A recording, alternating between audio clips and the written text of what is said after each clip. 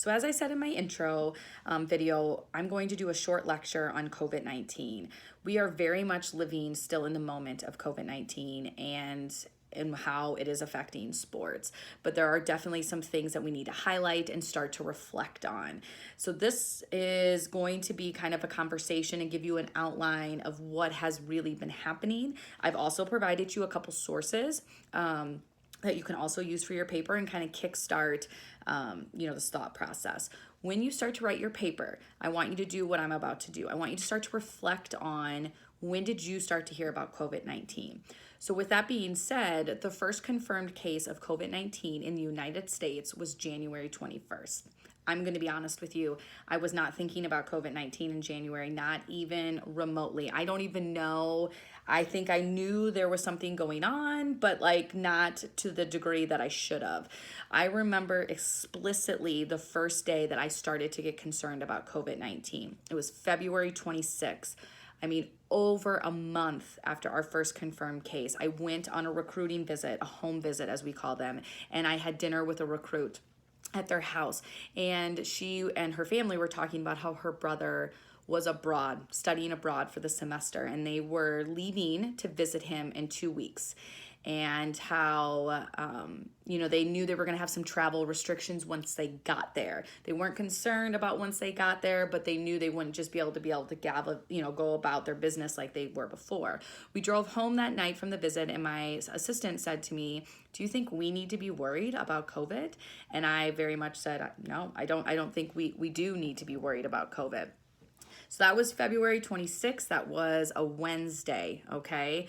A week later, we hosted the NCAA tournament here for women's basketball. This would be the next tick up in my block where I started to realize how serious COVID-19 was. We were hosting the event, the NCAA tournament for women's basketball, and we were starting to hear about how other institutions, Division III institutions, were closing it off to fans. And as a staff, because we were helping run in our event, we were starting to talk about, what? We no fans in the stands for a Division III event? It's really this serious? We were also starting to prep for hosting the next round of the NCAA tournament. By the way, our women's basketball team is really good, and we really believed that they were going to, come out. And so we were starting to talk about what that could look like if we didn't host that event. Now, listen to me, March 5th through the 7th, that's a Thursday, Friday, and Saturday. So we were talking about how we were going to host the next weekend. We had fans in the stands. It was a great event. Minus the fact that we lost a close one. It was a great event. So now rewind.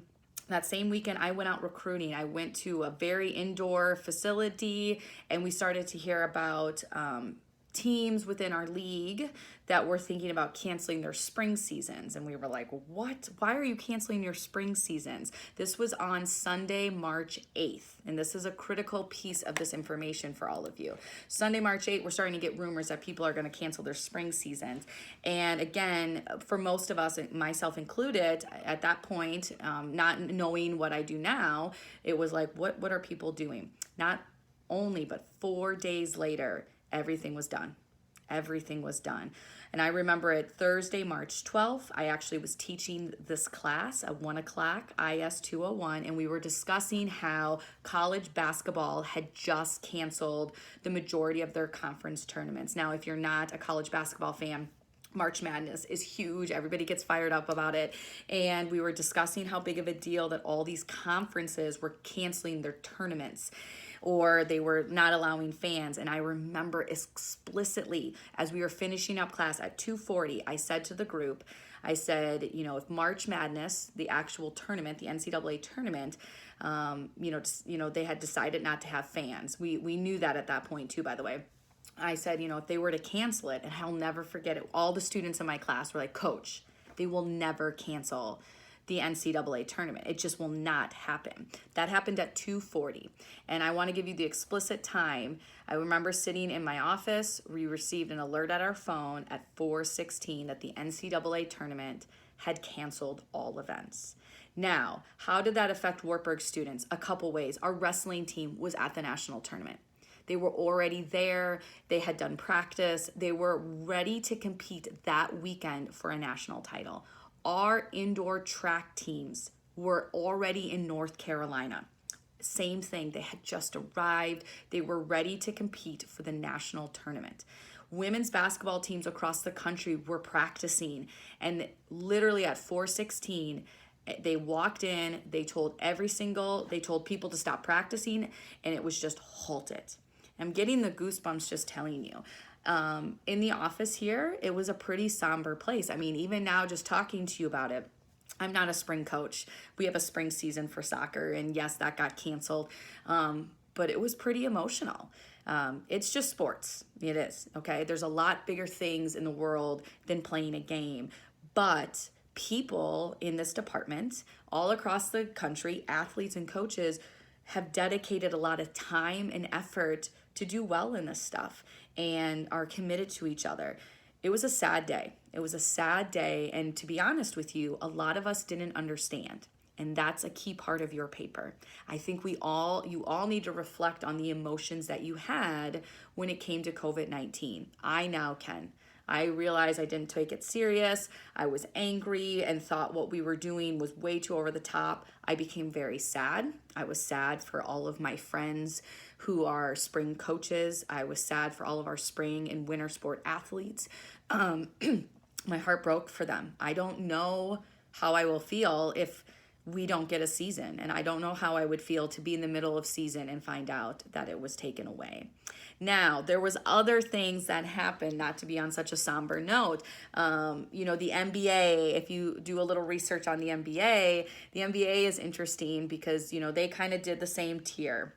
They went from, we're not going to do anything. Actually, LeBron, if you Google it, the first couple times people were starting to talk about no crowd in the stand. LeBron came very much out and said, I'm not going to play if we don't have a crowd. Well, that changed very quickly. And then all of a sudden, a player in the NBA tested positive. And when they got the positive test, they halted it. And, again, Google it. I want you guys to do the research on this stuff. There's film on it. The teams were warming up. They were warming up. The NBA came out and they said everybody needs to leave and we're done. One other area, obviously baseball has been postponed. Soccer is typically our professional leagues, not only in the United States, but abroad. They were all postponed and stopped. There was a lot of different, the NHL, there was just so many things that were done. And, high school sports, we haven't even touched on that. That too was halted. And we'll talk more about that next week when we start to dive into the high school chapter that we'll have. Now, one of the links I sent you is a CBS News report link, and it really outlines specifically the moment these things were announced, okay, and made decisions, so you can dive into that. One more thing that I want to touch on, another thing I want to touch on is the return to sports. So now we've just kind of briefly overviewed COVID-19 and how it all of a sudden just halted everything. Everything came to a standstill. Nothing was going on, except for some MMA fighting, which, again, if we had hours to talk about this stuff, I would do it. But now sports are starting to come back. So I had told you a couple weeks ago, the NWSL was going to be one of the first leagues in the United States to come back. The Premier League abroad, so there's been plenty of soccer being played that has also come back. No fans or social distancing, all of that kind of good stuff. In the United States, which will be our focus, the NWSL, the Women's Soccer Professional League, they just started yesterday. They were the first league to come back, and even they hit some bumps in the road. They had a team, Orlando Pride, again, do some research. They were supposed to be staying quarantined, and they had 6 players go to a bar. They got corona. They were kicked out of the tournament. This is going to be a common theme that you see with teams. And I'm not saying that they're going to go to all, break the rules like that, but, once you get corona on a team, the season gets halted. The NBA is coming back at the end of July at this point. The WNBA has not officially come out with a restart date. The NFL right now is on target to start on September 10th. That's the plan, so we'll see. Baseball, my goodness, if you are a baseball fan at all, they have been going back and forth. So here's a really simple way to put it, and I think I said this a couple weeks ago. Essentially, the league, the owners, were coming to the players and saying, here's what we'll pay you and here's how many games you'll play. And it was never the full amount, okay? So like the league never said, we're gonna pay you 100% and you're gonna play this many games. Well, the players didn't like that. They wanted, so anyway, they went back and forth with how many games, and now they have settled on issues. And now baseball's having other issues because they've put in some new rules for the year. And if you're a true baseball fan, there's a lot of people upset about it. For example, if we're tied at the end of the game, they'll put a runner on second, essentially like a free runner on second, to get the game over. And so people aren't happy about that. Again, another time, place. The NHL is also going to be coming back here shortly. The MLS is going to be coming back here in the next probably week and a half. July 8th is the exact date. But a lot of other major events have been moved. So like the Olympics, we haven't even touched on that. It took a long time for the Olympics. The Olympics were supposed to be happening this summer. They have postponed them to 2021. As we continue to move forward with COVID-19, one thing that you will start to understand is that, yes, as a fan, it's tough not having games. Like that's what we're used to, is watching things, but there are way deeper effects of COVID-19 to financially, okay, than just us not being able to watch the sport. So as I alluded to earlier, if you took, for example, the St. Louis Cardinals stadium and the amount of people that work in that stadium all year, not even all year, but like from essentially April through, sometime in September for a job, those jobs are no longer happening. When you think about on a lower level, institutions and schools that essentially, you're coming to Wartburg to get an education and you're coming to Wartburg to play soccer.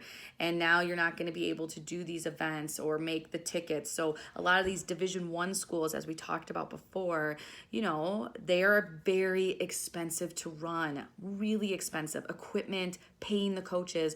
Well, a big thing that helps offset that is people sitting in the stands. And yes, it is TV contracts, so that will still really help out. But if we can't put people in the stands, these institutions are going to lose so much money. And so what does that mean? I mean, right now it just came out that UCLA is in a real pinch. They have a deal with Under Armour.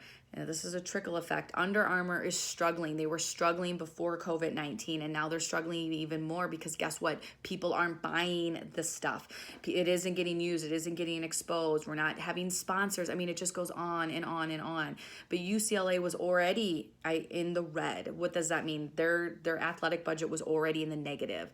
They were expecting money from Under Armour, so they make contracts, okay? Deals. They were already expecting money from Under Armour.